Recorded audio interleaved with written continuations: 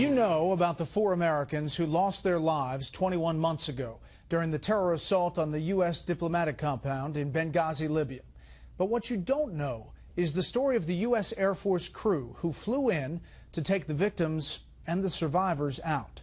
The commander of that mission, now retired Air Force Reserve Major Eric Stahl, the day before 9/11/2012, the day of the Benghazi attacks, he and his crew, his C-17 crew, were on what was called Bravo alert status in Germany, ready for a mission to transfer a detainee out of Guantanamo Bay. The C-17 transport plane was on standby as the situation in Libya exploded. At the time, we were on a 45-day deployment to Ramstein Air Base, and we were there basically to pick up high-priority missions, last-minute missions that needed to be accomplished. I mean, you were on this alert status for transfer from Gitmo, but we're talking 9/11 here. Yeah. You would have thought that we would have had a little bit more of an alert posture. Bottom line, I mean, you in the alert status you were in, conceivably, if they had called early enough, you could have evac'd those people from Benghazi. Absolutely. We could have, if they would have called, we could have been down there 3 hours basically. A hurried up timeline, it probably would take us an hour and a half to get off the ground and 3 hours and 15 minutes to get down there. So we could have gone down there and gotten them easily. That's not been talked about? I think the only thing that I've heard is that there was no assets available. If they would have called early enough, certainly we could have gone to Benghazi. It's just a matter of when they made the actual decision. You get the call to go to Tripoli. We got the call. We didn't really know where we were going at the time. We were just told to get in as quick as we could, and we just guessed that we were going to Tripoli, obviously, because that was the big thing on the news at the time. And it wasn't until we got into our operations to find out that we were actually going to Tripoli. Now, this is really the day after, right? We're now on 9/12. Yes, this is the day after September 11th. Yeah. So you fly into Tripoli, and it's, what, chaotic? What is it? Actually, we didn't have a lot of information going in there. We had tried to call ahead. It wasn't until the flight going down that we knew whether or not Chris Stevens had made it or not. There was a lot of confusion. You land on the ground, and what happens? About 45 minutes after we arrived is when the folks from Tripoli, Benghazi, and the folks from the hospital arrived. These are the pictures that you sent, and you see the vehicles around the plane. Right, before we had actually placed the vehicles behind the train, that's when we had taken a few pictures. Did you have any interactions on the ground? The Prime Minister of Libya, he walked right up to me and grabbed my hands and had nothing but great things to say about Chris Stevens, apologized, and he said how the Libyan people absolutely admired and loved Chris Stevens, and that they would get to the bottom of who was behind this. The load on? The first thing we did was a truck backed up, and they had the 4 bodies on, and they were basically on a stretcher with a sheet over them, and we put them in transfer cases basically, which is a way for us to get them from place to place, place the flag over them. Because we didn't really know what the security situation was at the time, we didn't do a ceremony there. Who else is on the plane? We had 2 ambulatory folks that were wounded.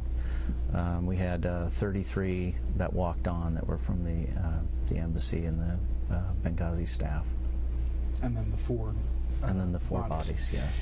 You land at Ramstein, and you have that ceremony. Yes. The CIA folks were absolutely adamant about making sure that we had a ceremony.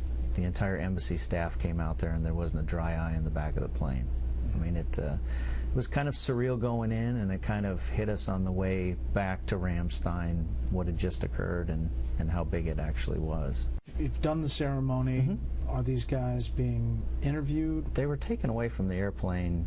The U.S. ambassador to Germany met us when we landed, and they took them away because he wanted to debrief them that night. So they do a debrief with the U.S. ambassador in Germany, and they told you they also talked to the FBI and Homeland Security. That's in the first. Yeah, I saw them the next morning and knew that that stuff was going on. So now we're talking 9/13. Yes. You spent time with them there because they're still there, you're there, and talked with them. Yes. What did they tell you?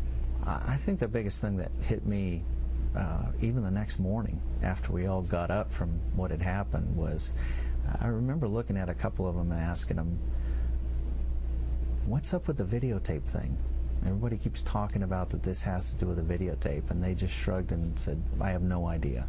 They were puzzled by the video. It's one of the things that I said to a couple of the guys. I said, "What do you guys understand what's going on in the press, what they're saying?" And one guy just looked at me and goes, I have no idea. Like they were completely perplexed. Like they knew that this was a full-scale attack from while it was going on. And the reports about the video, or they had some kind of a spontaneous uprising, was confusing them because they had mortars, AK-47s, and RPGs. Because they knew right away. They knew during the attack that it was who was doing the attacking. And they told you that? Yes. What specifically? How did they know? After they had left the consulate in Benghazi and went to the safe house, they were getting reports that cell phones, consulate cell phones, were being used to make calls to the attackers' higher-ups, I guess, which you can say. So they're getting real-time info that these cell phones that were State Department cell phones are being used by the bad guys to talk to their leadership. They didn't give any specifics. They just said that they knew while the attack was going on who was doing it. A separate source with intimate details of the situation confirmed this to Fox, that the source saw intelligence reports of real-time intercepted calls of terrorists using State Department cell phones recovered at the consulate during the battle to call their leadership, and that the info was relayed to teams on the ground. They said that there was a Libyan security guard that was on the take for the bad guys and had given them given the bad guys information about escape routes, who was at the consulate, where the location of the CIA safe house was, stuff like that. And they knew that. And they knew that. So you're interacting with these guys, and they're telling the story about how they get out. Yeah. Of Benghazi. I guess once they left the CIA compound, they headed to the airport. This whole battle had lasted 7 to 8 hours, pretty protracted battle. They're all pretty shot up. Obviously, they had wounded with them. And once they got to the airport, they had a private plane waiting for them that they were going to all get on to evacuate, along with 2 of their guys that were pretty injured. So they've got those guys on stretchers. They've got those guys on stretchers, and from what they told me, they had to strap them onto the stretchers because the doorway was too narrow.